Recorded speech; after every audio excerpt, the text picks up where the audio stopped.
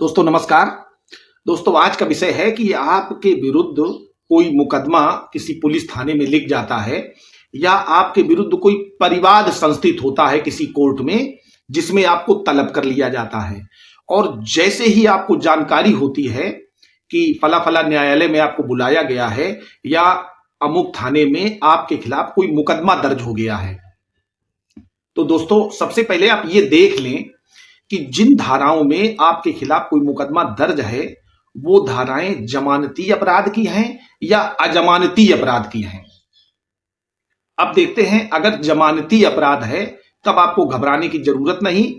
उस मामले में बेल प्राप्त करना या जमानत प्राप्त करना आपका राइट है।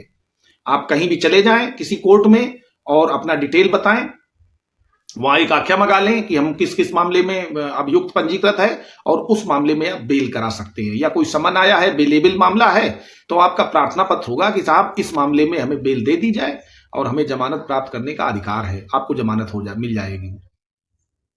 लेकिन वहीं अगर कोई अजमानती मामला, अजमानती का मतलब होता है जिसमें न्यायालय के विवेक पर निर्भर करता है कि आपको जमानत दी जाए या ना दी जाए।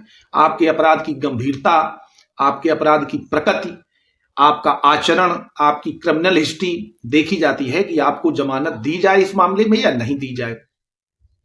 तो दोस्तों जैसे ही कोई मामला आपके खिलाफ लिखा जाता है जो अजमानती अपराध में है, तो आप बिना कोर्ट जाए, माने बिना कोर्ट जाए का मतलब बिना कोर्ट में सरेंडर किए, वहां कस्टडी में भी आप नहीं लिए जाएंगे, किसी अधिवक्ता के माध्यम से अपने शपथ पत्र पर बाहर बेल प्राप्त करने का आप डिस्ट्रिक्ट जज की कोर्ट में, मुकदमा चाहे जिस थाने में हो, चाहे जिन सेक्शंस में हो, बस अजमानती अपराध हो ये देखना है।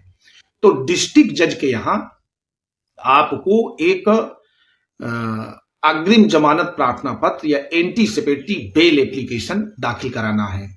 वो जैसे ही एंटीसिपेटरी बेल एप्लीकेशन दाखिल होगा तो आपके नियरेस्ट पुलिस स्टेशन से रिपोर्ट मांगी जाती है कि जो अग्रिम कमेंट्स मांगे जाते हैं कि जो प्रार्थना पत्र आया इस पर पुलिस को क्या कहना है, क्योंकि मुकदमा पुलिस ने ही लिखा है। पुलिस से रिपोर्ट आती है, ये कंफर्म होता है कि क्या वास्तव में ये मुकदमा इनके विरुद्ध लिखा है। तो जैसे ही आता है मामला तो आपको अच्छे आर्गुमेंट अगर आप देते हैं, दिलवाते हैं, अगर मामला प्रथम दृष्टया लग रहा है कि झूठा है, आपको रंजिशन या फर्जी तरीके से केवल आपकी प्रतिष्ठा धूमिल करने के उद्देश्य से पुलिस गिरफ्तार कर सकती है और फंसाया गया है, तो आपको एंटीसिपेटरी बेल डिस्ट्रिक्ट जज के कोर्ट से मिल जाती है, नॉर्मली मिलती है।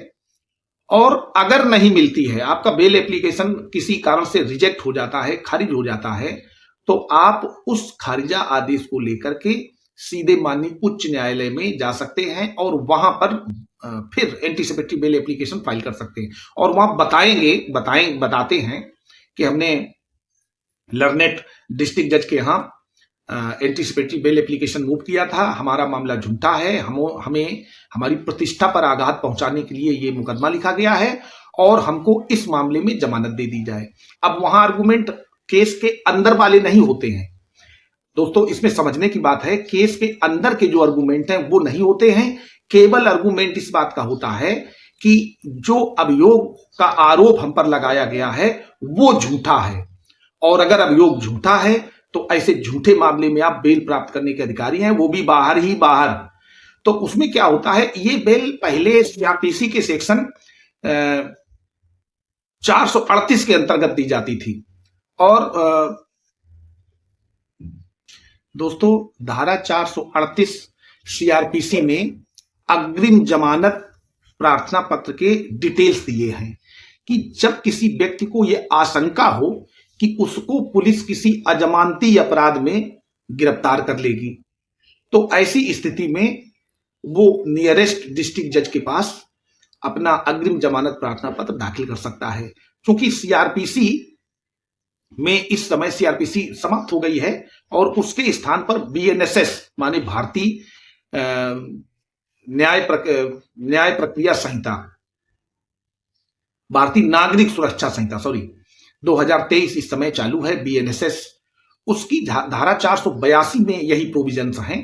दोस्तों एक और महत्वपूर्ण बात है जो बताना या जानना आपको जरूरी था कि सीआरपीसी में स्टेट अमेंडमेंट हुए थे, जिसमें कुछ प्रदेशों में, अपने भारत के कुछ प्रदेशों में एंटीसिपेटरी बिल को बीच में बंद कर दिया था। जैसे उत्तर प्रदेश में, यूपी में अभी कुछ समय पहले अमेंडमेंट लाया गया था और उसको फिर चालू किया गया था, लेकिन बीएनएसएस में पूरे भारतवर्ष में इस समय एंटीसिपेटरी बिल चालू है, जो मिलती भी है।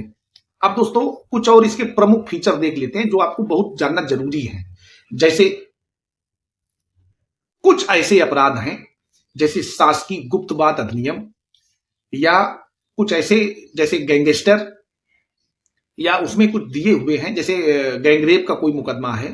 कुछ ऐसे विशेष प्रोविजंस हैं जिनके अंतर्गत अगर कोई मुकदमा लिखा गया है तो एंटीसिपेटरी बिल दाखिल नहीं होगी।